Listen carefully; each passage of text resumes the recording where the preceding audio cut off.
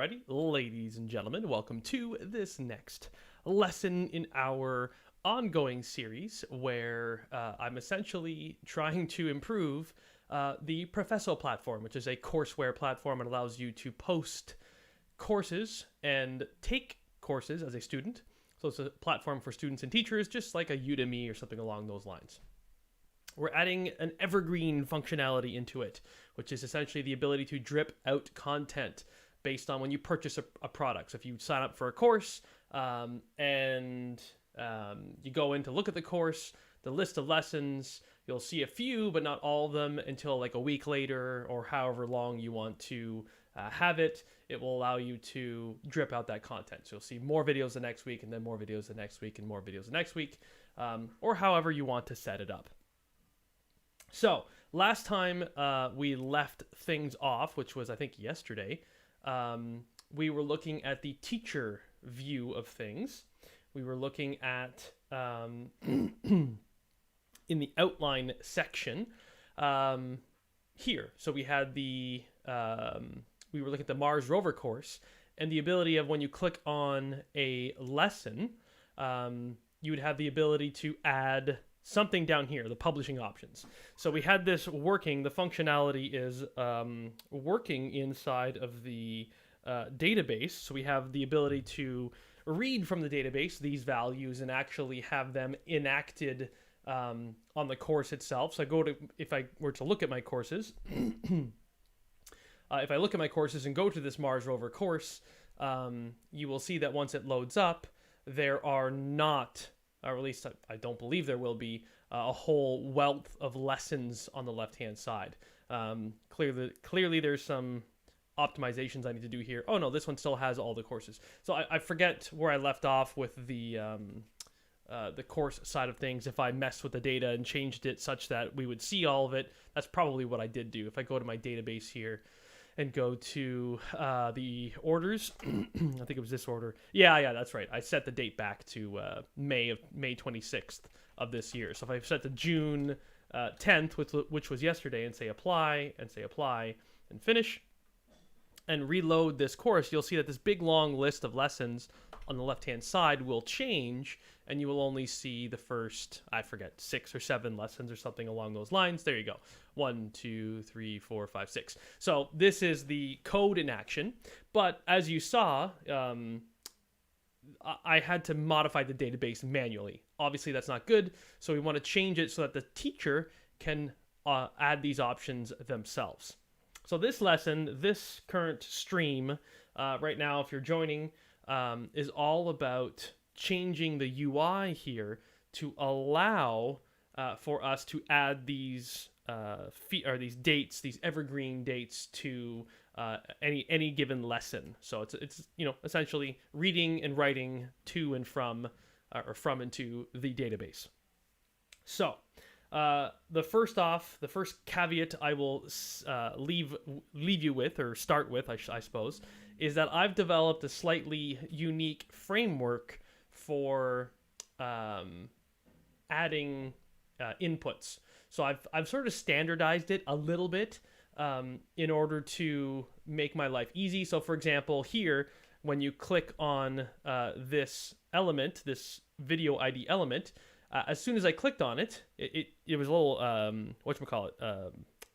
pencil here. When you click on it, it turns from a pencil into an actual text box where I can type something in, right? So if I change it to like 7, or leave it at 7.1, I can click on the checkbox and it just does whatever it does.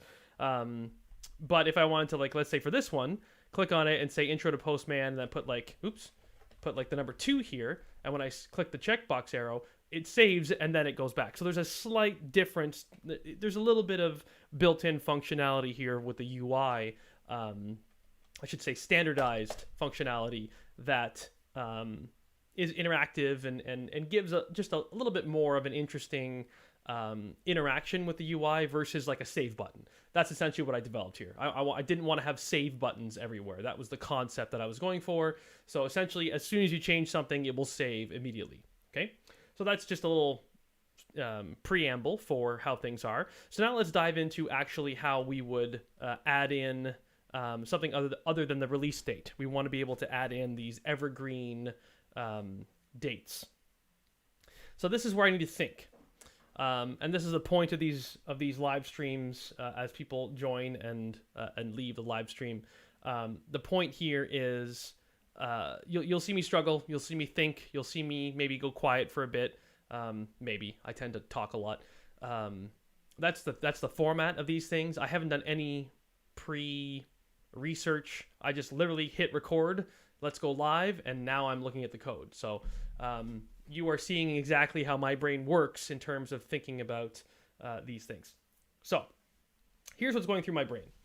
There's one big aspect to this, and that is whether or not a lesson is published. So if I say unpublished, it says lesson is not live. This is the master switch. When I click on this master switch, it will either publish or unpublish a lesson. Given that, the next thing that is most important is currently a release date. So if I have a release date of, say, let's say yesterday at 3 p.m. and say go, it still says lesson is live because that was released or to be released yesterday at 10. Yesterday, which was the 10th at 3 p.m. But if I change it to like tomorrow and say go, it's going to say, hey, lesson will be live on, and it says 3 p.m. 6/12/2020. So, yeah, that's just a little, currently that's how it works with this concept of a release date. Hey, Leo, how's it going?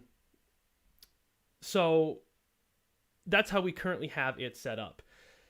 So the next step is I want to add in the concept of these evergreen days, but you shouldn't be able to do both. It should really be one or the other, and that's where I'm sort of struggling here with how am I going to implement this on the UI such that I guess we don't have to abide by that. We don't have to enforce it to be one or the other, but it really should be recommended that you do one or the other, not both. It doesn't make sense to have a hard-coded release date as well as a dynamic release date. So I'm trying to think from a UI perspective, which is not what I'm good at. I'm not a UI, UX guy. I'm not talented with design and user experience. That's not what I went to school for. That's not what I learned in school. So this is where I really struggle. Is what should this look like? How should the user interact with it? So the easy answer is, well, I'll just slap on the evergreen, offset days and the evergreen offset time as two more, text boxes or whatever. Sure, we could do that. But that doesn't really give any indication to the user, the end user, the teachers, that it should be one or the other, right? That's how it should function. So I'm trying to think of how I would implement it to be a one or the other type thing. It's almost like you should have an option to, when you're first shown this page, you have an option like two buttons, add a release date or add an evergreen schedule, right? So that's one option that we could do is we could have it show it the option of one or the other. Or I could just slap it on now. Why don't I slap it on now? Let me start with the path of least resistance. We can always change it later. So we need to find this page. Where does this page exist? Where is the HTML for this page? Well, the first thing I do is I look at, I already did find the where the controller is. First thing I look at is the controller. The controller is the first touch point for any request. So when I visit this URL structure and say go, it's going to send a GET request, an HTTP GET request. And when that GET request is submitted, then it will go to a controller that is listening on that endpoint. My bro, I like you. Don't like runner GUIs. I recently learned how to do blah, blah, blah. And I say and work with files. Okay. Well, I unfortunately don't have time to do tutorials for career advice at the moment, but feel free to follow along with this lesson, as this lesson will have a little bit of everything in it. So the first thing that happens is we go to the controller, right? And I found out that it was a lesson controller. That's what I'm trying to get at. The lesson controller is what has this structure: /teachers/courses, and then course ID, section ID, lesson ID. That's right here. So there's a lesson controller that defines the teachers, courses, course ID, section ID, lessons. Okay, almost all the way there. That brings us to teachers, courses, It brings us all the way to this point, is what I'm highlighting on the screen. I don't know if you guys can see that on the screen, though. Can you guys see that on the screen? Let me just make sure. Yeah, you should be able to see that. It doesn't look like you can see that on the screen, but if you can't see my URL for some reason, the URL in my browser, let me know. But you should be able to see that. Anyway, teachers courses, blah, blah, blah. So all the way to the last one, which should be a lesson ID. So that's not displayed on the screen. So we need to find out the get request that adds a lesson ID. So this is, boom, boom, boom, boom, scroll down, value. So this is a delete with a lesson ID. Close, but this is how we delete a lesson. Keep going. Here's get and lesson ID. So the code will flow in here, and I can prove that by putting a breakpoint in here and starting up in debug mode. And when I start up in debug mode, I should be able to prove that it stops at this point. Let me switch to my debug view and go in and hit refresh and cross our fingers. Well, it hasn't booted up yet. Wait for it to boot up. There you go. Now we can refresh. Oh, it has hit my breakpoint. So it goes in here, right? So why am I doing this? Well, the whole point was I want to see what the HTML page is that's being returned. And it looks like it's returning the view called lesson, which I believe will just be should be a file called lesson.html, right? Lesson.html. So boom, lesson.html is where it's going. So this is where this code is rendered. So this view, I guess I should unpause it for my breakpoint. This, oh, not still hitting that breakpoints. Hold on.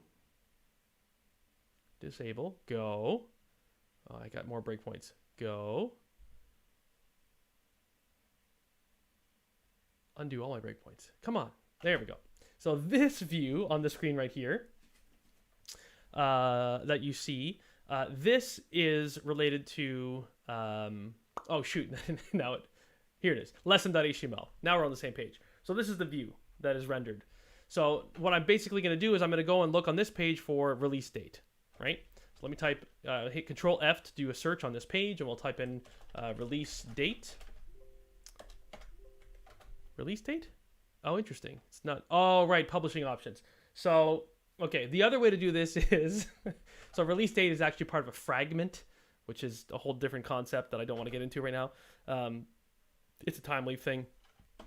Well, let me just actually search for the word release date through the whole thing. So I'll click search file and type in or paste in release date and have it search for the entire workspace and say go. Then there you go. Now we immediately zoom into where, that's the other way of doing it. Instead of going through the controller and then looking at the HTML view and then going through the HTML view, that's sort of the long way of doing it. It's a good way for me to teach you guys and to explain how the code flows. But the shortcut is just, hey, just search for a word that's on the page. So here it is, release date. So the release date section here, let me maximize this. GitHub, please. GitHub for what? Again, for this code, this is actually sort of a private repository. This is not a public repository, so I'm not sharing the code for this. So the way to follow through is just to watch these live streams. So release date is here. Now I want to, again, the goal here is to add a couple more thingies in here, a couple more text boxes, if you will, that represent the evergreen time and the evergreen days. So the number of days to wait until you release drip more content out. So here's the label, release date, and this is when I was saying, I gave a preamble about the structure, the what you call it, the framework that I've built for my own stuff. This is what makes it's a bit wordy, right? There's a lot that goes into this stuff. So more than normal anyway, in terms of the amount of text and elements that you need to add to make this all work properly. But more or less, this is the stuff that is for the release date. It's essentially this entire form group is a release date. So basically, let's add another one. So let's add another row. Okay. So this row that I'm about to add here, let me add a little comment and say, this represents the evergreen, offset days. Okay, so essentially the concept here is you want to sort of copy sort of what the release date looks like, except we don't want to build in a calendar. We don't need a calendar for the release for the evergreen offset days. We just need a straight up number. So how do we do that? Well, first thing I'm going to change is the release date. So this name actually matters, believe it or not. So this release date name is actually the name of the attribute on the lesson, I believe, because a lesson has a release date, if I'm not mistaken. Let me go into lesson and see. Boom, release date. So this is matching the name here, release date. Now I'm realizing the evergreen release thing is actually object. It's a nested or it's a relationship. So it's called evergreen release, and then within evergreen release, it's called number of or num of evergreen offset days. So I don't know if this is going to work. Oh, let me think. Although I do the field here, which is lesson dot release date. Let me just go through my code, because if I remember correctly, this name matters. So why does this name matter? Release date info, underscore release date text. And that's the format. So set a release date for this lesson, link hidden. So you know what? I might be a little bit incorrect in that what matters is that you stay consistent with that name. It doesn't matter in that, because the th field and stuff here is what will actually map to the object. Okay, so let's call this by the name that we have inside of the lesson object. Where'd it go? Lesson object. Inside of the evergreen release lesson, which is the number or num of evergreen offset days. Because that's the field that I want to add to my screen right now. So let me replace release date with number of evergreen offset days. So I'm going to hit Control K to search for the next release date and replace. Control K to search, replace. Control K to search, replace. Control K to search. Now this is where inside of here, th text, this has Spring expression language, and this actually has some real meaning. Lesson dot release date. Well, we want to do lesson dot evergreen release dot number of num of evergreen offset days, right? Because I think the evergreen release part of this lesson has this as the attribute, so we have to nest it a little bit. Which again, I don't know if this is going to work, but let's hope I created my to be flexible. So evergreen release is the name of the attribute inside a lesson. Evergreen release is here. Okay, let's keep going. Now also, the th text here, this is doing a date formatting thing. We actually don't need to worry about the date formatting. So we can literally just say th text is the number of offset days or whatever. We don't need to get fancy like we did here. So I can just say, hey, th text is lesson.evergreenRelease.number of evergreen offset days. All right. So there we go. Let's search for the next release date. Boom. Search for the next release date. Now again, I'm wondering if does this need to be there? Set release date ID. Set release date for this lesson. I'm thinking that exists because, let me go to the next lesson. Because we had to have a placeholder here, this whole concept of, like, I had to have an actual, it just behaved a little bit differently than normal. So I don't think I actually need this set release date thing here. But then we do need a release date input group, rather a number of evergreen offset days input group. Cool. So let's keep going. Search for the next one, replace, search for the next one, replace, sort of. I need to say lesson dot evergreen release here because this is the Spring expression language. This actually is the part that matters. It's not just a name, it matters. And then release date here, replace, next one, replace, and I think that's it. So let's YOLO this, meaning you only live once, refresh the page and see if this worked. Boom, no. So it doesn't know how to evaluate this. exception evaluating Spring expression language. So let's see what the actual 500 error is. Let's minimize this code and maximize our console and see what it's complaining about. Property or field num of evergreen offset days cannot be found on null. Okay, that actually makes sense. So it's saying it can't be found on null, and it's null because if I look at the lesson here, evergreen release is null. I don't instantiate it with anything, right? So I guess I need to instantiate this. I need to say equals new evergreen release. Now this might cause havoc. Oops. Oh, come on. Typos. Let me just stop my server. Come on, computer. There we go. This might cause issues because I think I had code that was checking to see if this was null. Let me backtrack to code that I'd written before in a previous lesson. Let me see if I can find it. It was populate model for lesson.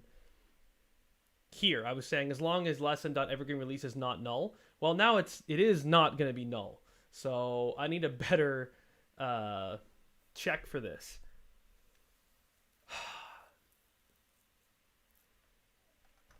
I essentially need to say is not null and lesson.get evergreen release dot get offset days is greater than 0 or greater than or equal to 0.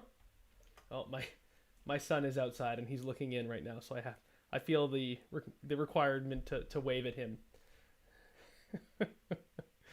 Oh, being a dad is fun. Okay, let's restart my server. So that's just a little aside here. What I had to do, I had to make sure that the filter is good. Because the whole point here is that I'm checking to see if an evergreen lesson should be live or not, which was a whole previous lesson. I don't want to dive into that.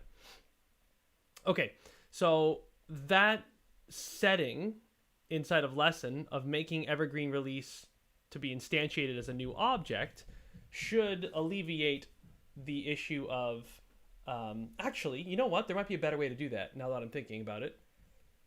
This might work. This should solve that problem, but there might be a better way to solve that problem. Let me refresh the page and see if it's... Oh, look at that. It didn't even... Do I still have the same... It's still null for whatever reason. Okay, hold on. I got a better idea. Although I can't explain why it's still null. That doesn't make sense to me. But let me go back to the code I just changed here. Let me undo this. Let me say, no. Let me not make this... let me not instantiate this. Instead, let me modify this inside of the controller when I'm populating the model. That's when we should set the evergreen release. But having said that, let me go back to... Where was it? Lesson... Here. Now I can undo this. Undo. Okay. There's a warning up here. What's the warning? Oh, we're not using lesson service in here, apparently. I can delete that. All right. So now next step is let me terminate my server and let me go to the... Oh, hold on. Set lesson service needs to be deleted as well. Let me go to think the model where I populate the model, right? So where was that? That was in lesson controller. So in lesson controller, we were just looking at this. Here it was, the getter. We're getting the lesson and we're putting that lesson on the model. So here, look, we're going through the lesson and going through attachments and doing stuff. Okay. So here is where, what if we say something like if lesson.get evergreen release equals null, then lesson.set evergreen release to be a new evergreen release object. Okay? So now only when it's null do we actually set it here. Yes, I feel like that's possibly a better solution. Let's restart and test it though. Let me blow my nose because I have allergies.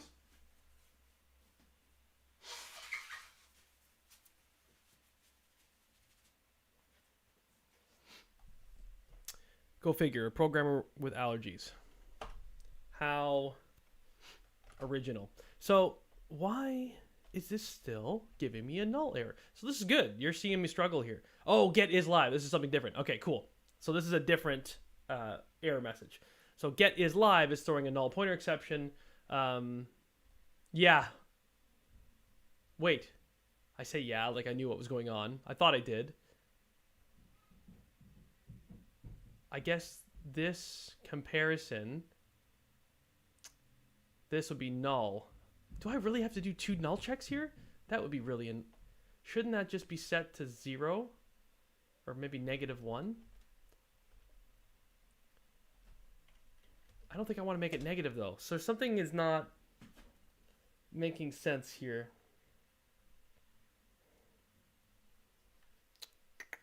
So my issue is... Okay. I think I know what's going on. So, I'm violating some of the fundamental lessons that I teach in the courses that I teach, which this happens. So, what I'm doing here is I'm forcing it to create. Where was it in my lesson controller? In here, I'm forcing it to create a new object, a new evergreen release object. And not only am I forcing it to create a new evergreen release object, but I'm setting that new evergreen release object into the lesson. So I'm essentially saying, hey, if the lesson didn't have one already, I'm literally creating one. I'm creating an evergreen release relationship onto the lesson. And I'm doing this without any sort of user input. I'm just saying, go ahead, boom, let's create a new relationship.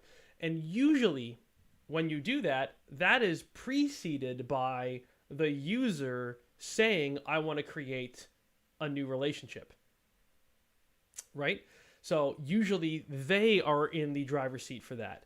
And the pain that I'm going through here, or the pain that's happening is I'm mixing these two worlds. I'm sort of going halfway, because now the next step, what I need to do is I would need to, because the number of evergreen offset days is not populated, I would need to populate it with something. And probably because the evergreen offset time is not populated with anything, I would need to create a new time. And and this is kind of weird. This kind of breaks, if it makes sense to have a default, then great. Set a default, because that's what these are doing up here, is we're setting a default. What I'm doing here is I'm setting a default when a default doesn't necessarily make sense to set. So instead, the better paradigm here is I probably should just have a button. I should have a button on the screen that says add, drip content, or add a drip schedule, or add an evergreen release schedule, right? And have that button so that when they click on it, then in front of their eyes, it will create this evergreen release schedule, if you will, and then it will set some defaults, right? It can set the default to 0 for the number of days, and the time can just be midnight. So then, in other words, they're saying, hey, I'm acknowledging that I would like to add this concept of an evergreen release schedule, so they can see it happening, and the default is 0. And we can even have a message that says, whatever the defaults mean, or something like that. So that's a little bit of a better paradigm. So instead of setting a default in the background, when they might not even be looking at that part of the screen, let them click on a button, and then you can set these defaults. Okay? In other words, then we can set some values for these properties, and we can get around all these null pointer exceptions. Okay? So that's what I think makes the most sense right now. So, blah, blah, blah. Allergies. So let's get rid of this code. So now we're going to go back to the situation we were in before, where we are going to get a null pointer exception because our new code that we added right here does this. So this is where the null pointer exception will happen, because lesson.evergreenRelease dot number of evergreen offset days, the evergreen release is null. So I'm saying null dot something, null dot something will give you a null pointer exception.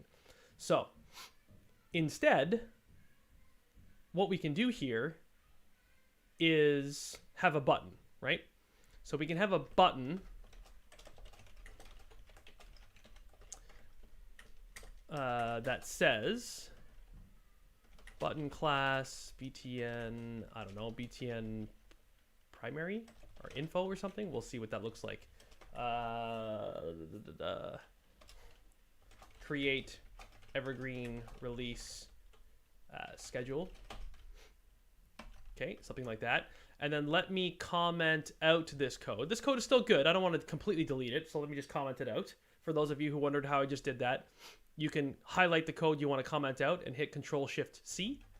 Control-Shift-C will toggle, C like comment, will toggle between commenting and uncommenting blocks of code that you selected. Super helpful. You come here for the Java tutorials, you stay for the shortcut keys. Cool. So now what we're going to do is we're just going to see what this button looks like. So let's start this up again in debug mode.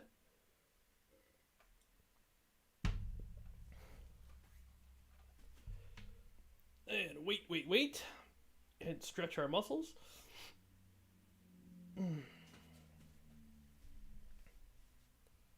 Whew. I'm dying. I love summer. I hate allergies. Okay, cool. So it loaded up. So now you see what this looks like, right? We have a button here that does nothing when you click on it, but there's a button there. So two things I noticed is, one, the button is really big or really long.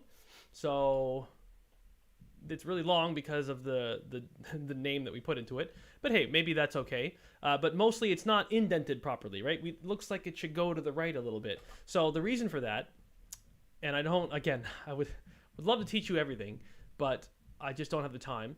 The reason why is because there's something called Bootstrap. And Bootstrap's, the way Bootstrap works is it breaks your screen into 12 columns. And then you can identify, based on those 12 columns, where you would want to place your elements. So if I say div class and I say column XS means how it looks on a small screen, I'm going to say 12 because maybe that button should fill an entire row on a small screen. But maybe I'll say column SM, meaning small. Maybe I'll say medium. MD, I think, is medium. For a medium-sized screen, meaning like you're getting into like tablet-sized screens, then what should you do? And I think then I need an offset. And I think, how do you do an offset? That's funny, offset days. That's not what I want. Here we go. So column MD offset 2. So that's an example of one thing. So I can say column MD offset 2. And then what that will do is it will offset it by 2 columns if you're on a medium-sized screen. And then for column MD, the rest of the screen will say, well, maybe 2 more columns should be taken up by this button. So I'm going to move this button into the scope of the div. Now, I know I went through that fast. This is not by any means an exhaustive tutorial on how to use Bootstrap, but anyway, again, I don't have the time. So as you can see, boom, it indented that button a little bit. It actually doesn't look like it indented it very nicely though. And as you'll see, when I shrink the screen, things are going to change at some point. And the button takes up an entire row now. Oops. So it's hard to tell because I don't have anything else on the screen. But anyway, trust me, you'll see the indentation goes away, right? So see how it's no longer really indented? It's only slightly indented. Well, that's because we took away those offsets. There's that 2 column offset is now gone. So when I, right there, right? It's hard to see. Right there, when I increase the screen size, then the indentation. So this means it's a medium-sized screen. But anyway, that's the concept of mobile responsiveness, and that's what Bootstrap is all about. One other thing that I'm noticing is there's no space underneath. So we need to add, I just do inline style because I'm lazy. Margin bottom, I guess. margin bottom 1 EM. There we go. So that creates a little bit of bottom margin. I don't usually, what do I usually do for, I'm going to try to stay consistent. Margin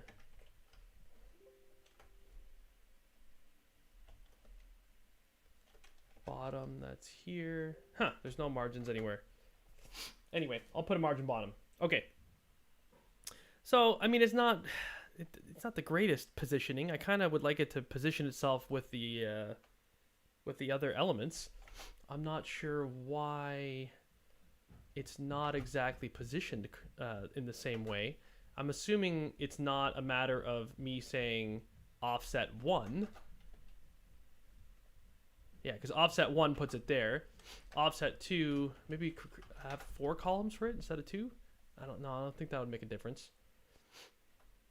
I'm going to hit F12 and inspect this. This is the UI for you guys. This is super annoying. So there is a bit of, where do I see? So there's a bit of padding. Why is there padding? Is that just what buttons have? Buttons naturally have padding added to them? What about this button? Yeah, this guy looks like he has padding too, right? So it looks like I just need to take away some of the padding to make it fit properly. So if I say padding, well, if I say padding 0, is that going to ruin the button though? Okay, I took away the padding, but oh, I put it on the sorry, not padding on the whole row. I want to do padding on the button. Style padding 0 on the button. CSS, ladies and gentlemen. Yeah, see then the padding. Yeah, that's, so is it not padding? Is it margin? Is that what I'm? It's not margin.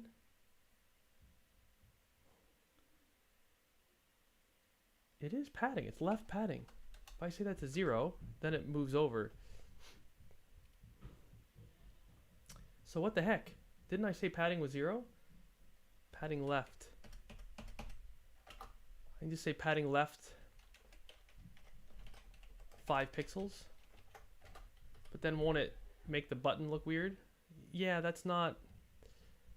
What am I missing there? Any HTML or CSS experts on the stream that can lend a hand? That must be from some sort of framework. Sorry, guys. That must be from some sort of embedded framework. It adds padding somewhere in here. So here you go, padding left, which comes from Bootstrap. So yeah, Bootstrap is adding that padding. Okay.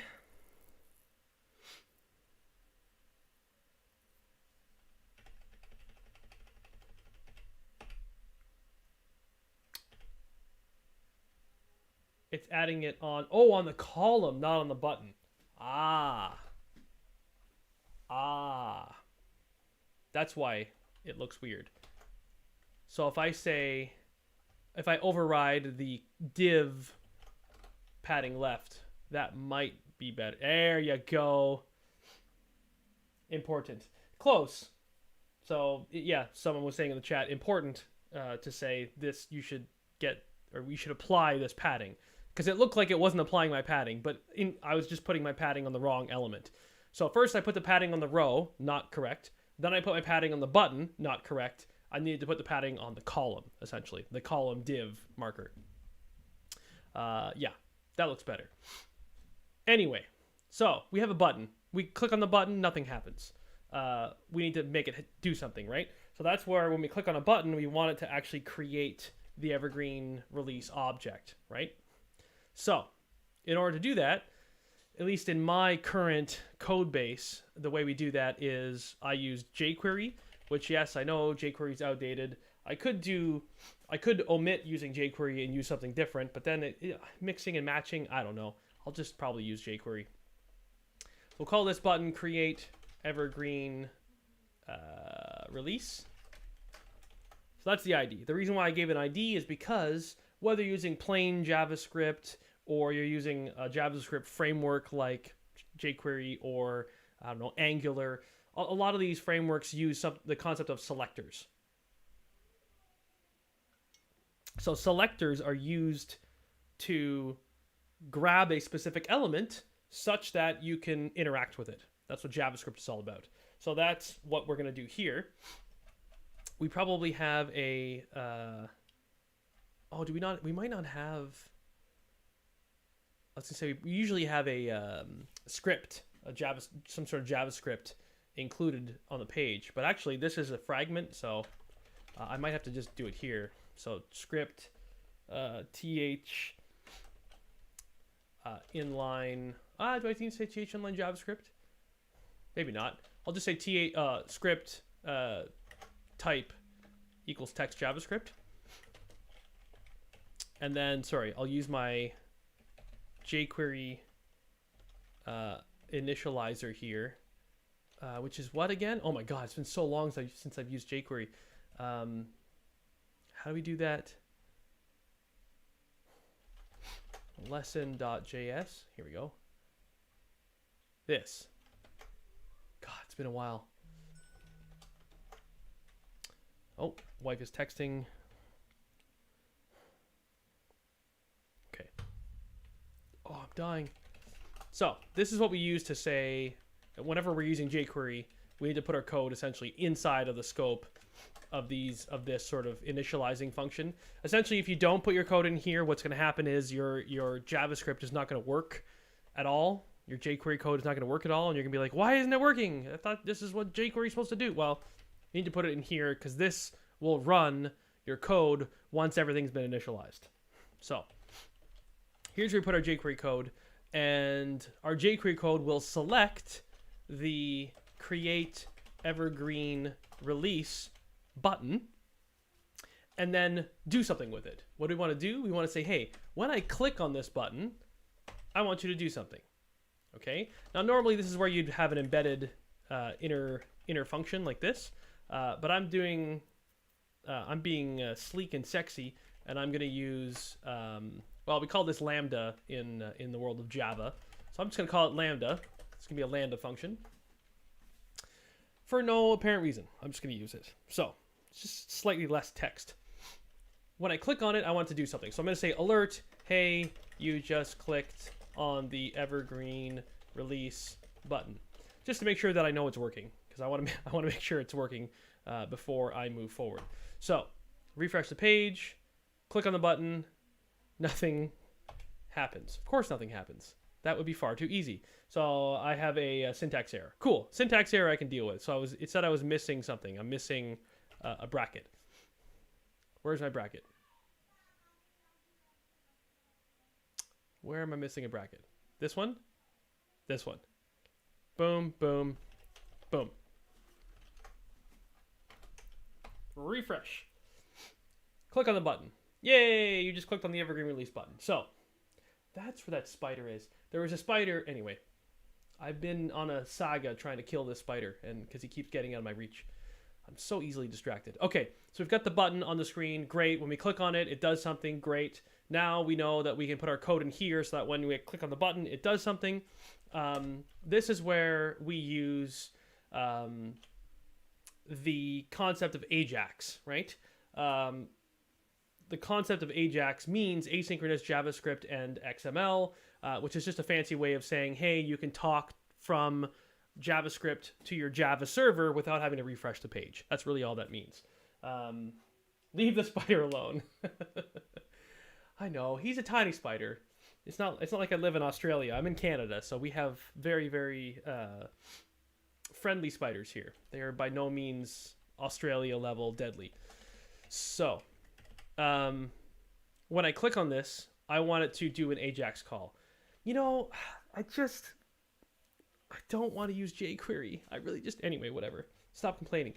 Ajax. This is the jQuery way of doing it, I think. Inside of Ajax, you define some properties. I don't remember how. I need to do a Control-Shift-G on the stuff I just selected to see other examples of how to do JavaScript calls. Let's see.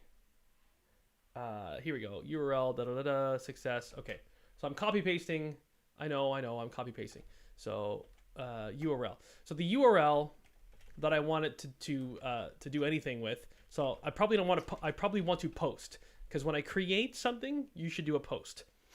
what is the URL I want to post to?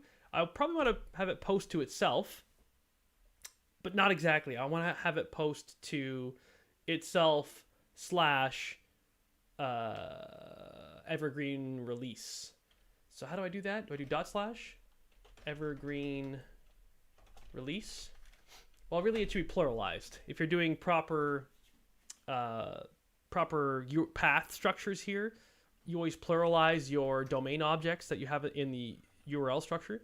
And then the data, are we sending any data? So do we need to send any data to the evergreen release thing to say create it? Well, I don't think so, because the path itself, you don't see it here, but the path should include the lesson ID, because that's all the data we need is the lesson ID.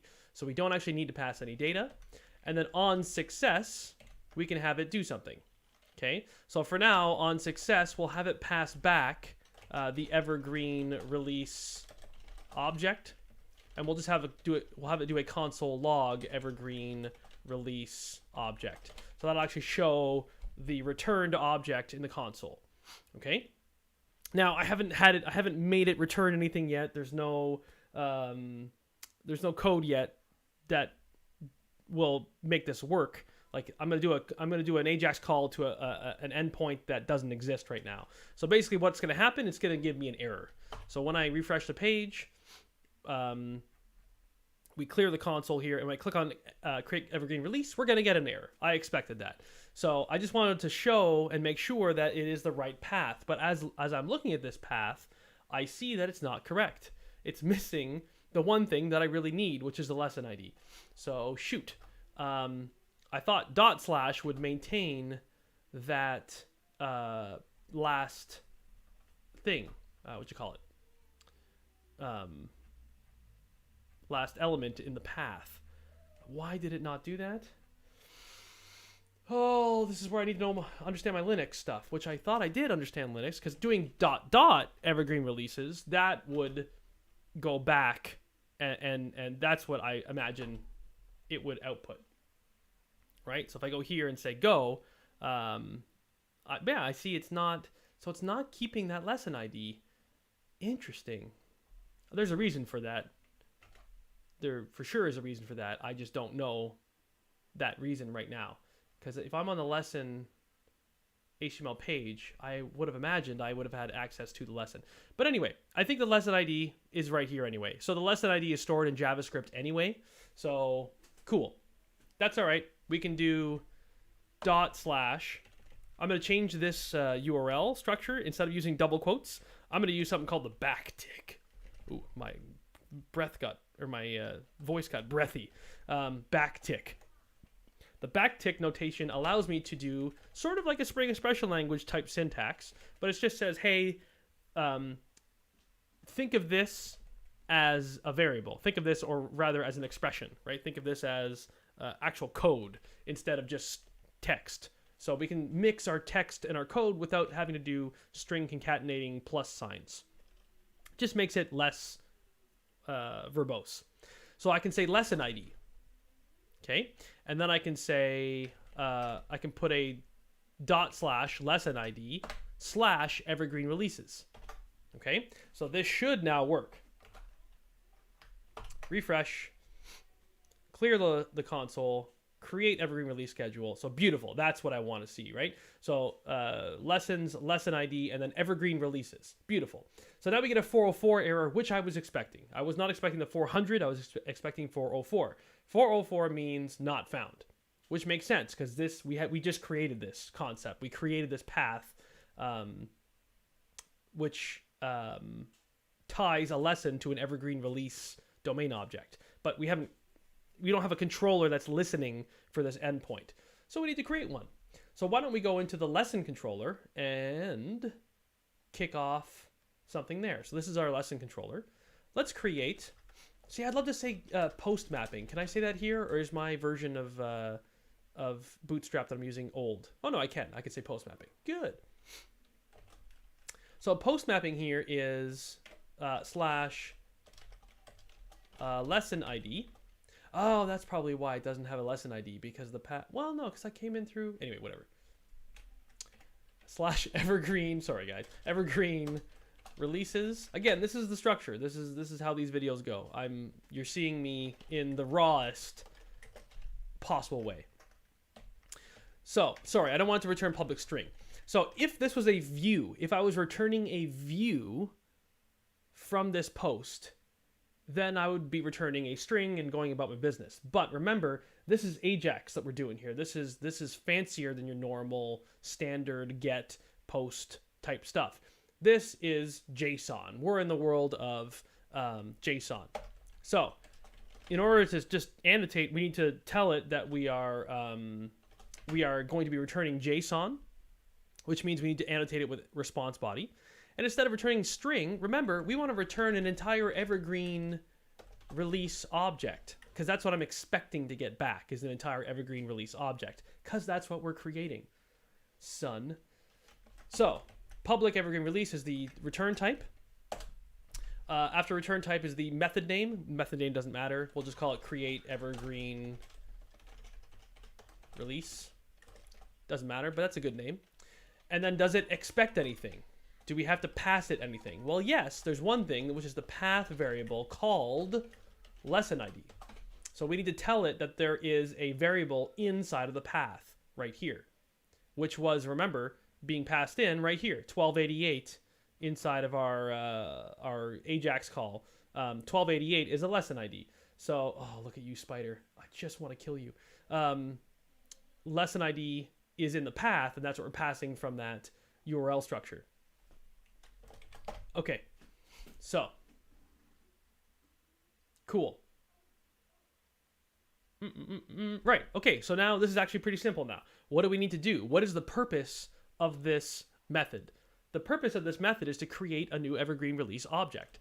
Evergreen release, you know, evergreen release, call it whatever you like, the variable name equals new evergreen release, right? And this is where and you can return the evergreen release object. But this is where I was saying you can set some sensible defaults, right? Set the offset days to be 0, and evergreen release set offset time to be, well, midnight. How do you set midnight? Am I using SQL time? Java SQL time. Ugh. I guess time. It doesn't have.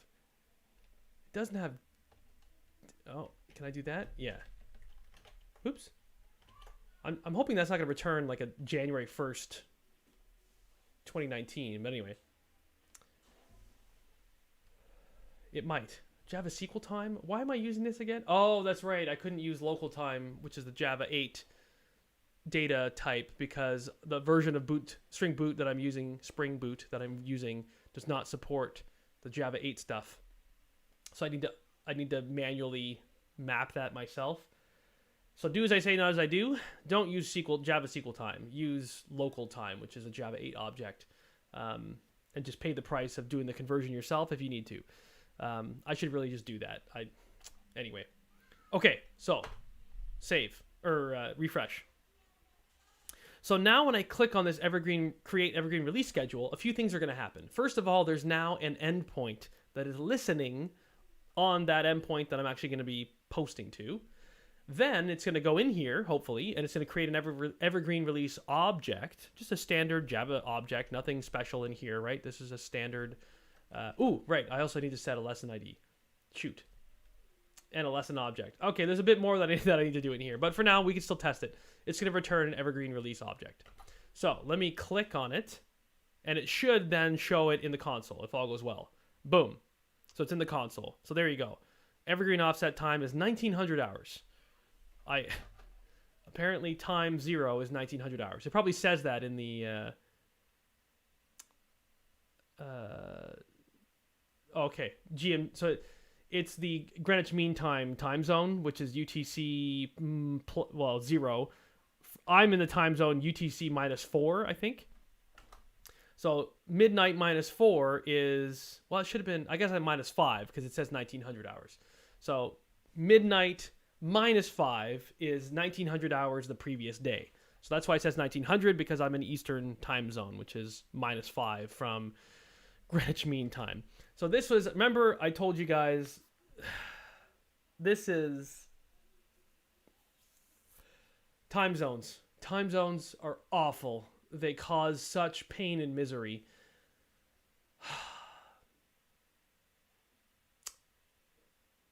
I'm going to deal with that later, because that's a whole, like I think I said before, that's a whole live stream in and of itself. Let me just leave it at 0, and there you go.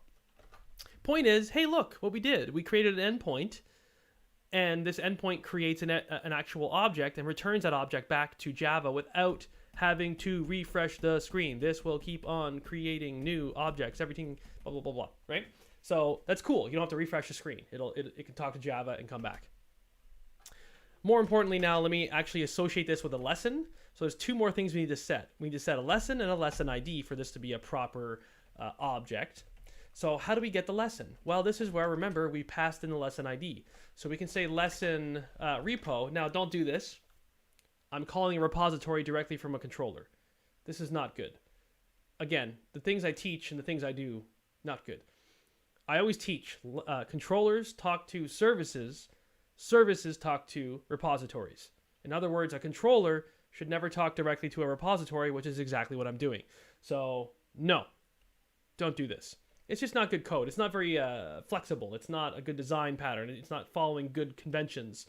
It's just, it's more brittle. You should just not do what I'm doing. Problem is, 5 years ago, I was just going fast and creating this as quickly as I could, and I was not following conventions or good design patterns and structures of code. I was just going fast like I'm doing right now. I don't have time. It's going to take hours to refactor my code. And I just, right now, although I should, I don't have time to do all that. You guys will get bored and everyone will leave. So I got to stick to what I have now, which is I'm having a controller talk directly to a repository, and I'm just going to deal with it. So find by, or find one. Find one returns a lesson.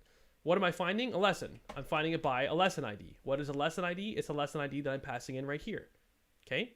So this is going to return a lesson. Okay? If the lesson is null, because it could be, that's going to be a problem, but I don't want to deal with that right now. That's a whole different... Essentially, we need to redirect the view, and because I'm not... if the lesson is... I don't know. I don't know what I would do if the lesson was null. I guess you know what I could do? If the lesson is null,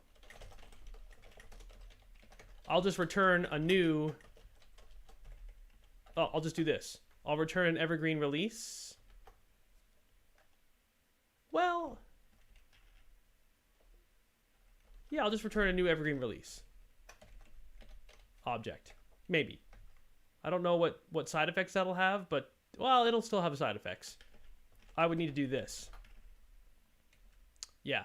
So I need to set up the evergreen release with some data, but if the lesson is null, then I cannot set the lesson onto the evergreen release object, which the ultimate, what will happen there is just nothing really will happen, which is kind of what you want to have happen if you don't have a lesson, because if you don't have a lesson, then how are you even doing this and interacting with it? So maybe I'm solving a problem that doesn't exist, but sometimes I like to do that.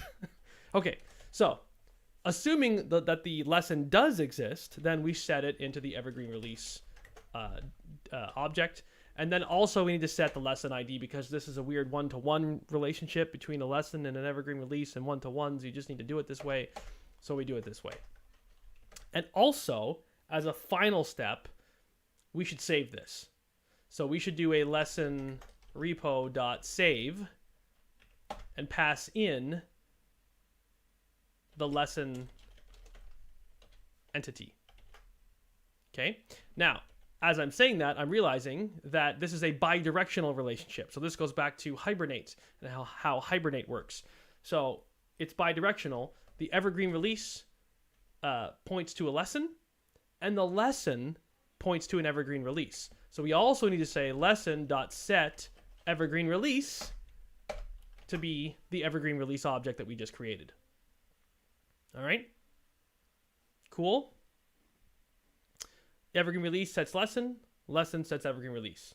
1 sets 2, 2 sets 1. So 1 points to 2, 2 points to 1, bidirectional. That's how you do it. And then you do a lessons repo save. Then that will actually persist this to the database.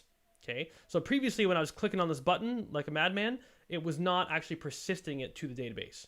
But now if I refresh, I might need to log in. No, I don't have to. When I hit this button now, it's actually going to insert it into the database. So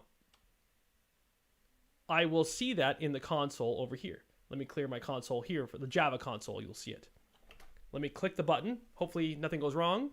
Good. So now we see we got a lesson back. It actually has, or sorry, a evergreen release object back, which actually has a reference to a lesson and everything. And then if I go over here in my, oh, it did a select. It did not do an insert. That's not what I was expecting. I was expecting it to actually insert. There's a reason for that. There's a reason why it did an insert and not a select and not an insert. I just am not smart enough at this exact moment to know why. It's probably in my my entity setup in one way or the other. So if I set the lesson, I can set the lesson on here. That's cool. But I saved the lesson object. Maybe I need to save the evergreen release object. But how am I doing this? I'm 1-to-1 mapped by lesson cascade, probably cascade. It's probably a cascade issue. Cascade all, right? So cascading, because this is not the owning side of the relationship. This is the non-owning side of the relationship. I think I need to tell it to cascade, which means as part of the cascade types, there is a cascade persist. So because it is the non-owning side, but I'm saving it with that repository, I'm using the non-owning side's repository to do the save, it then needs to understand that it's allowed to do a cascade persist. In other words, it sees that the lesson is now tied to the, evergreen release object, and vice versa. So it says, oh, all of a sudden I'm associated with it, so I should just save myself. I think that's a cascade issue. Or from removal, no. Optional, don't think so. Mapped by, already there. Fetch, and fetch type is, I think it's lazy by default. It should be lazy. Anyway, okay. That might solve my problem. Let me refresh. And hit, and clear my logs. And hit go. Insert into evergreen release. Booyakasha! So, thank you. Ladies and gentlemen, I take my little bow. Almost. I'm not done yet. So if we look at evergreen release now for lesson, what am I on? What lesson was this? 12. Oh, I have it in the for lesson 1288 in my database. When I select start from evergreen release, 1288 now has the data that we just inserted. Cool. I don't know if you can see that. Again, if you're on a mobile phone, RIP, you probably won't be able to read that. But 1900 hours is in there, 0 offset days is in there, and lesson ID 1288 is associated with it. Cool. Now, the next step is in our view. So the view now needs to change. Where is it? So I click the button. It created an evergreen release object and then populated the database with it. And then it came back from the Java side doing all that work. And all I told it to do was output to the console in JavaScript on the front end. That's all I told it to do. But I now need to do something different. I need to say, oh, cool. We just successfully created an evergreen release object, and now I have that object. So what I should do is change the view to reflect what just happened. Okay? I could do that, or I could be lazy and just refresh the screen. So that's probably what I'm going to do. But just refreshing the screen, we also need to change the code on the screen to actually show that we have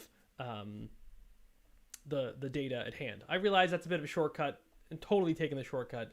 Apparently I should not do these live streams because I'm just shortcutting the code. If I was good, what I would do is when I get the data back, I would then create the appropriate DOM elements on the screen with the appropriate HTML on the screen so that you can continue interacting with the screen without refreshing. Maybe I can still do that. We'll see how much time I have left, because I really should probably wrap this up. I don't even know how long I've been going for. Where's my timer? Yeah, I'm at, is this 2 hours? I haven't been going for 2 hours, have I? Oh my god, have I? It says 1 hour and 7 minutes. I think I've been going for 1 hour and 7 minutes. Usually I cut these off at about an hour, because that's just too long for people to maintain focus. It's a miracle that people are staying on after an hour. So, okay. Let's wrap this up. Let's go to that lesson, where's it called? Lesson.publishingoptions.html. This is the fragment of code that has the stuff that we were just dealing with. So here's the console log, right? This is where we create the evergreen release object on the Java side. We save it to the database, and we throw it back to the front end. This is essentially where we quote unquote catch it and do something with it inside of this success function. So, success. We have this object and let's output it to the console. Well, no. Let's do something even cooler. Let's, all right, I was gonna say let's refresh the screen. So how do I do that again in JavaScript? I don't remember. JavaScript refresh screen. It's like location.reload. Yeah. So it's like location.reload. So that will allow us to reload the screen. But just reloading the screen isn't going to do anything. We also then need to change our code down here to say, hey, for this evergreen or create evergreen release schedule button, only show this button, only render this whole div, this whole row, if lesson.evergreenRelease is null. Right? Is that how you do it? Equals null? Let's find out. Let's go back to our view and refresh. No. Oh, I forgot to close the... Oh, I forgot to wrap it in quotes. Rookie. TH if, you need to wrap in quotes. Well, this is just an if statement. It's an if statement that if true, it'll render the div. If false, it won't. Okay? If all goes well. Refresh. Boom. See, the button's gone. The button's not there, son. So you're going to say, well, what the heck? I just created this evergreen release data. Where is it? Well, that's where we can then now finally uncomment all of this code here. Because the original problem from like an hour ago that we ran into was that we were hitting a null pointer exception because the evergreen release object was null. So now, can you imagine what this div class row th if is going to say? Well, it's going to say if the lesson evergreen release is not null, then render this entire row. So, refresh. Boom. Evergreen release date 0. Oh. So the 0 is there, and that's cool. It's great that the 0 is there, because that means it's actually pulling that 0 from the database. At least it should be.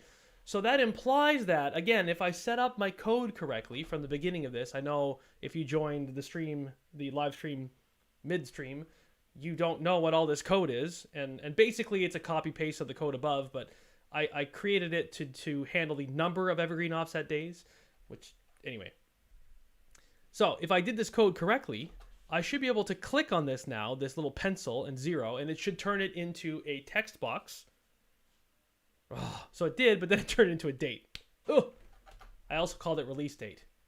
So this should not say release date. They should say number of evergreen offset days.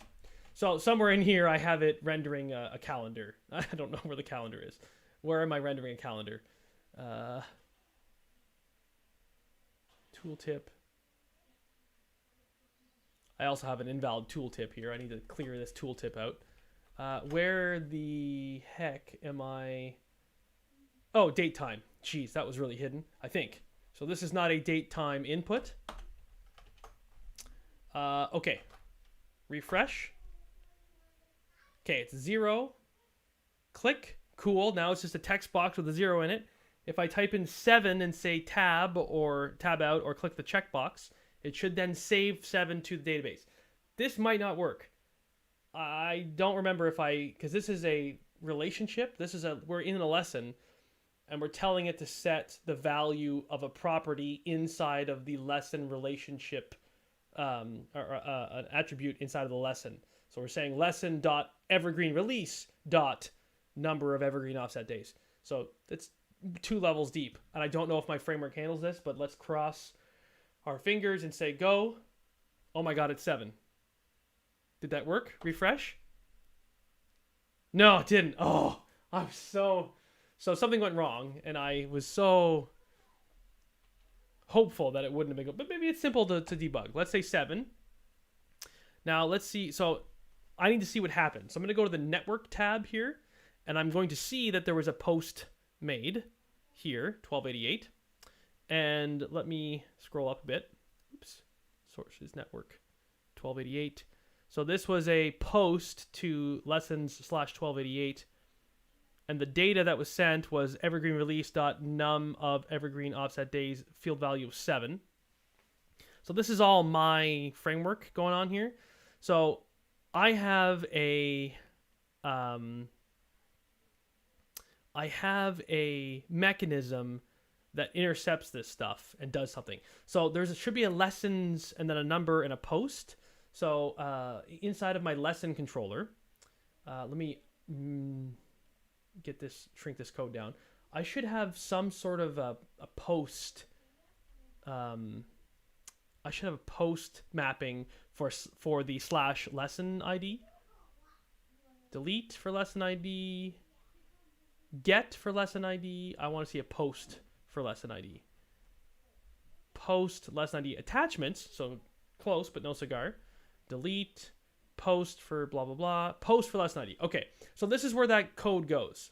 Okay, so I might need to tweak this a little bit. Let's have a look and see what happens here.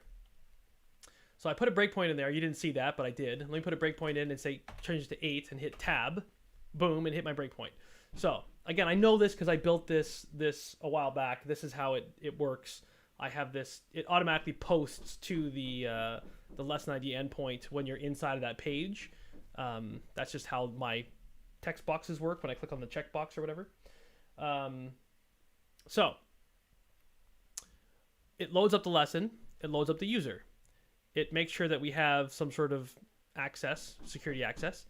Then we say field name. So the field name being passed in is this bigger field name, evergreen release dot number of evergreen offset days. So it's got a longer field name than is usually expected. Normally it would just say number of evergreen offset days, right? Because that's usually, this is implying that this would be directly tied to the lesson, not tied to a relationship entity that exists within the lesson and then a property.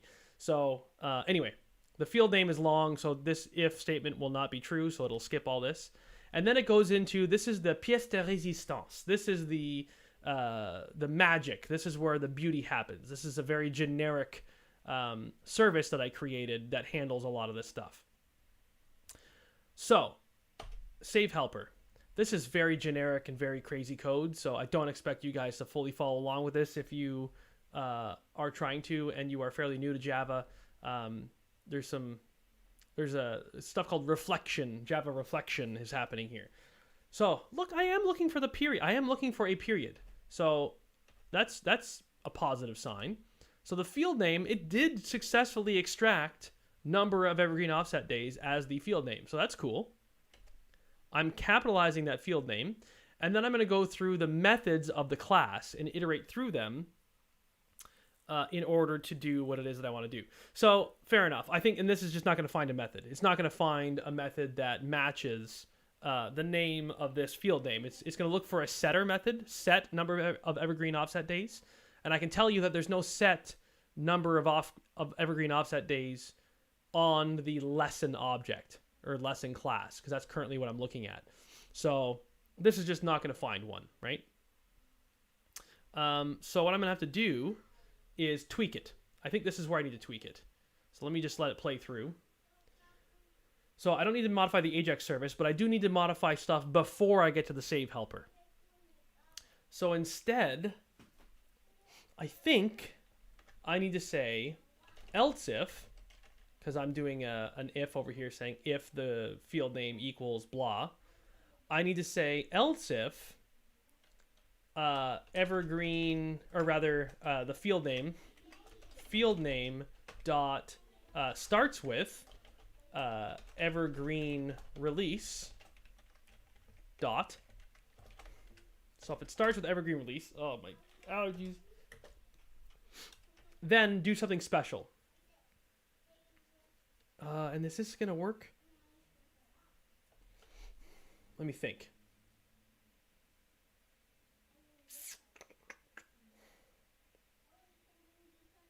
I think what I would have to do here is call the Ajax service save helper and just pass in something different. I'm gonna have to pass in not lesson.getClass, but I'm gonna have to pass in the evergreen release class. So this is going to be tricky, a little bit tricky, because first of all, I don't have an evergreen release repository, so I'm gonna have to create one. So let me go to my repositories here, new interface, evergreen release repository. Thankfully, I'm able to use JPA, Spring Data JPA, so I could just say extends JPA repository. Evergreen release is the object, and the ID data type. Ooh, actually, what is the ID data type? Lesson? Might be. Let me stop my server. So now we have an evergreen release repository. I don't want to talk about that code right now. We're getting really deep into the weeds here. So we need to have this is an actual. We need an actual. Oh, is this gonna work?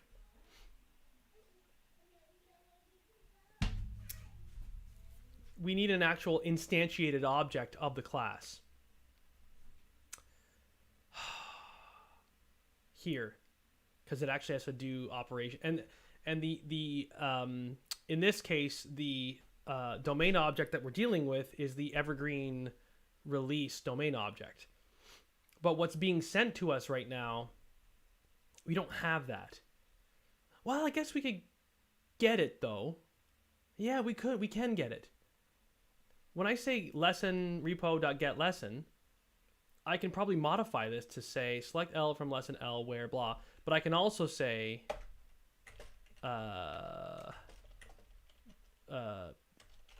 left join fetch L dot evergreen release. Yeah. So when I get the lesson, it will have the evergreen release object in there. So I can say lesson dot get evergreen release dot get class and lesson dot get evergreen release. And then, well, we might actually get, now that I think about it, we might be able to just say lesson well, is that going to work though? Yeah, because we have a cascade on it. Maybe that might work. We might not actually need the evergreen release repository. Okay. Wow, what's wrong? Why is this? Don't be angry with me. Why are you angry? What have I done? What have I done to upset you? Field name, get class, get evergreen release. All right, what's wrong? Okay, the method save helper string class question mark. Oh, I see. Extends evergreen release. String.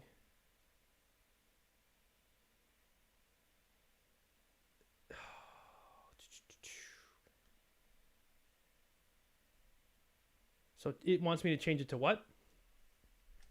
It wants me to change this to say evergreen release. So T, okay, T is the generic type for object. I don't think it's a matter of having the field name 2 times. So T is the generic type, and we also have to have that matching over here for the repository.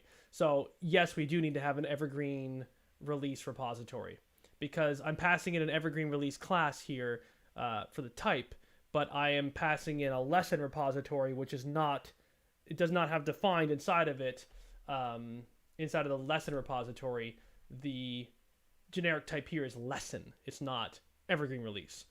So I think the fix is I just need to put in the evergreen release repository. That's okay. We can just instantiate one at the top. That's cool. That's cool. Where are we? Lesson repo. Yeah, I'll put it here. Private evergreen. Here's another hot tip. If you just use the capitals of the class that you're trying to type out, you can just use the capital letters in it and then hit control space and it might find it easily. So evergreen release repository, ERR, control space. Here it is, evergreen release repository. Boom. So I'd have to actually type out evergreen release repository. And then you can also type in a little bit of the word and hit control space and it completes it for you. But I like to say repo instead of repository because that's just me. That's the way I like to do it. Then we need to auto wire it down here. I'm going to create a setter for the evergreen release repository. Generate a setter method is what I just did here. And then annotate it with @autowired, like so. Cool. So now that we have an evergreen release repository on our inside of our lesson controller, which again, controllers should refer to services, not repositories. So do as I say, not as I do. Evergreen release repo. Save. Building. Come on. What do you want from me?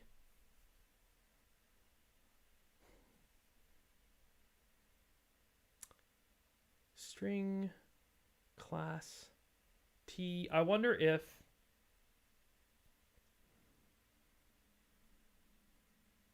hold on. Yeah, because that's going to get evergreen release dot get class, right?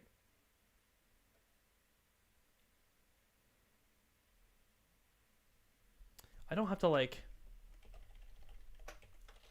extrapolate that out, do I? Like assign it to a no.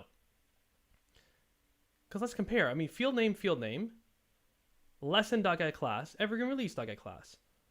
Lesson, evergreen release, field value, lesson repo, evergreen release repo. Why are you angry with me? Save helper. Field name, class. T here is the object, so evergreen release is the type. And then,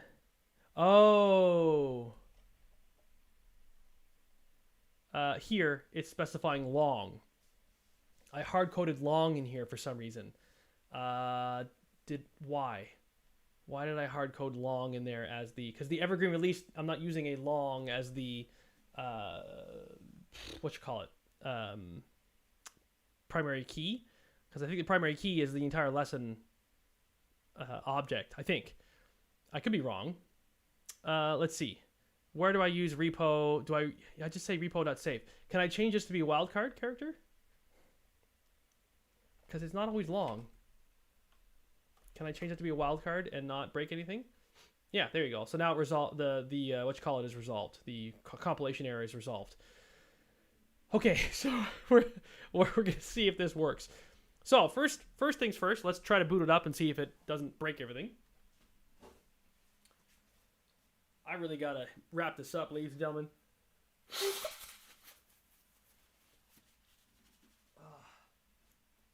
It's also a beautiful day outside, and I kind of should be outside here. And it's getting really hot in this room. I'm just complaining at this point.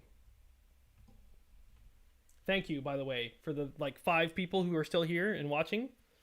I appreciate it. I appreciate you. Okay, so it looks like it booted up, right? We're, no exceptions anywhere. It doesn't look like it. Looks like it actually booted up cleanly, so that's the first success. Let's refresh the page. I have to log in. Fair enough. Let's log in. We close this thing. So we have 0 here. Cool. I think, do I still have the breakpoints? Yes, I do. So if I click on 0 and change it to 7 and then hit tab, it should fire off my post request, which comes in here. And then we come in to our if statement. So the field name should start with, field name starts with evergreen release dot. So it should come in here. Get the evergreen release from the lesson. Yes, here's the evergreen release object. And then it should go into the Ajax service save helper and hopefully, cross your fingers, save the object appropriately. Oh, I had it. Well, I guess we can just iterate through this. No, I don't want to iterate through this because the field name is number of evergreen days. So that does exist. There is a setter method for that. So can I step out of this? Update evergreen release set yes, exactly. That's exactly what I wanted to do. I wanted to update. Hallelujah. Now the downside is it's also going to do this save helper, and I don't think that's good. That just does nothing. Excellent. Holy cow, I think it worked. Holy cow. 7 is there. Refresh the page. 7 is still there. Woo-hoo-hoo-hoo. Nice. So I have clearly never had to do that before, and that was a bit of a... That's awesome. That works. Let's change to 8. Boom. Refresh. The 8 is still there. Holy cow. It's beautiful in Ottawa, too. Yeah, I'm close to Ottawa. I'm, well, close. Close-ish. I'm, what, 4.5 hours west of Ottawa? So, there you go. It works. Now, I was hoping to not only do this guy, but also add the next part of the equation, which was the time part of the equation. But like I said, I believe I can spend an entire hour and a half merely struggling with that and that alone. So I think I'll save that for the next one, is messing around with time. And then, like I said, way back at the start of this whole thing, I said that I wanted to, the concept of evergreen offset days versus a hard-coded release date, this should really be a one or the other type scenario. So we should only have either a release date set or a number of evergreen offset days set. So we need to have some sort of mechanism to enforce that, right? One mechanism that I can think of off the top of my head is that for the release date over here, this is the div, the row that represents a release date. What we can do is we can say only display the release date stuff row if the evergreen release is null, right? So in other words, when I refresh this, the whole release, missing a double quote. When I refresh this, the whole release date row goes away because we have a number of evergreen offset days set. But if we go to like the next lesson, for instance, oh, well, yeah, that's right. That one has, so I have to go, no, I think all of them in this case have a number of evergreen offset days set on them. So, I mean, there you go. That's one mechanism I can have in place. And maybe what I can do is when you click on that button, the button that no longer shows up because we have evergreen offset days created, when I click on the button that says create an evergreen offset schedule, maybe I can have a prompt that says, hey, do you understand that if you're creating an evergreen release schedule, you're overriding the opportunity to create a fixed, hard-coded day, right? So that's something that we can do. Anyway, so in the next lesson, in the next live stream, you get to see me struggle for probably another hour and a half, putting in the time part of this equation. And we'll see how that goes. So once we've done that, we should be golden. We should be golden. So the demonstration, now let me demonstrate that this now actually does have an impact because some of you may not have seen this before. So the whole point of this, before I wrap up and go away and kill the spider that's been staring at me the whole time, what I'm going to do here is inside of the Mars rover course, because that's what I've been tinkering around with, I can show you that this works with the starting to use Spring MVC, because that's a lesson that we're pointed at. So starting to use Spring MVC as a lesson is not in this list, okay, because it's 7 days out. It's 7 days from the start date of this course. And for those of you who are not here, I technically purchased this course. I made myself purchase this course yesterday. So I'm only 1 day in at this point in time. So if I change this lesson to be a 1, this lesson should be released to me one day after it is one day after I joined. Now, I don't know, because of the time zone thing, it might still not work. I might need to set this to 0, but let's see. If I refresh the screen here, do I suddenly get the starting to use Spring MVC lesson appear? So let's refresh, and let's see if the new lesson appears. It does not, and that's a time zone issue. Maybe today at whatever, 1900 hours, which is like 7 p.m., I think. Yeah, so a few hours from now, it'll probably work. But let me just set it to 0. Then come back here and refresh. And now this should work. I should see this lesson pop up now. And if it doesn't, then... Okay, good. So there you go, right? Starting to use Spring MVC. So that lesson, we're saying, hey, 0 days after the purchase of the course, show this lesson, right? In other words, show it immediately. It should be one of the lessons that are immediately available. Cool? But if we change it to 7 and come back and refresh, this lesson is going to disappear. Boom. Pretty cool, right? That's what we've been working towards this entire time. So thank you for joining. Again, I think I've only been live for an hour and a half. If it has been 2.5 hours, because that's what it says on my screen, holy cow. You guys are awesome. Regardless, you guys are awesome because you've been here for an hour and a half. And if you're still here and you're liking this kind of stuff and you want to see me teach in a much more controlled style and a much more polished style, I have been talking about this Mars rover course. If you go to Professo with 2 F's, double F, professo.com, scroll down a bunch of times, it has to load. At the very bottom of the entire thing is the Mars rover course. So you can actually get this Mars rover course, right? If I click on this guy, I have a little video that shows you exactly what's inside the course, what you're building, why it's super cool. It's 9.5 hours worth of content. You see me build this entire thing from start to finish, right? There's even a Discord server where you can jump on and communicate with me and other students. Yeah, I show you how to build this thing from scratch through the course of this many lessons, however many, 37 lessons, 9.5 hours stuff. You build a cool thing, a cool UI and everything that interacts with the NASA Mars rover API. So you actually learn how to communicate with external third-party APIs and pull pictures from another bloody planet and show them on the screen. There's a lot of cool moving parts here. There's a lot of full stack stuff going on, storing stuff in the database, interacting with the NASA API, a front end that triggers different API calls to happen, and you get to see pictures from another planet. It's pretty cool.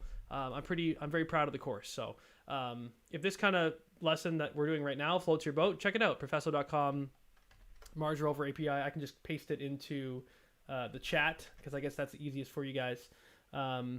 Check it out. Again, it's $47. It's not, in the grand scheme of things, that's hardly anything, and it's going to teach you how to do this stuff in a much more polished fashion. If you love free, this is as free as it gets right now with these live streams.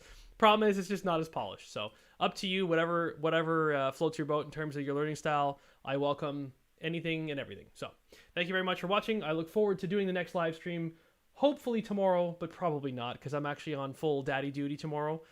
Maybe tomorrow afternoon I'll be able to sneak out and do some work here, but I can't promise. So maybe next week. I don't know. We'll see. In any case, if you also haven't subscribed to the channel, please do so. Then you'll get notified when I do go live if you do click the notification bell and all that stuff. So looking forward to seeing you in the next one. Take care of yourselves. Happy learning, and bye for now.